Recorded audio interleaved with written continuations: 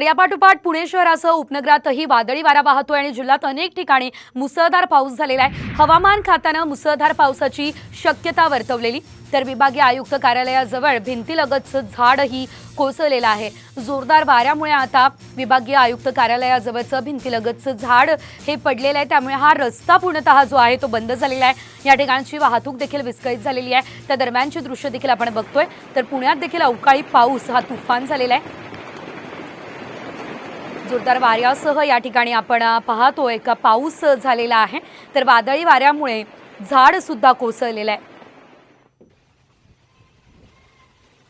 गेल्या आठवड्याभरापासून आपण बघतोय राज्यभरात अनेक ठिकाणी अवकाळी पावसाने थैमान घातलेलं आहे, तर आता पुण्यात देखील अवकाळी पाऊस पडतोय। साम टीव्हीची आपण ही एक्सक्लुझिव्ह दृश्य बघतोय, ज्यामध्ये आपण पाहू शकतोय की कशा प्रकारे हे झाड वादळी वाऱ्यामुळे कोसळलेलं आहे। अनेक भागात अद्यापही मुसळधार पाऊस सुरू आहे, मात्र पावसासोबत वेगाने वारे वाहत आहे आणि त्यामुळे अनेक ठिकाणी झाडं पडण्याच्या घटना घडतात। पुण्यात देखील अशाच प्रकारे हे झाड कोसळलेलं आहे।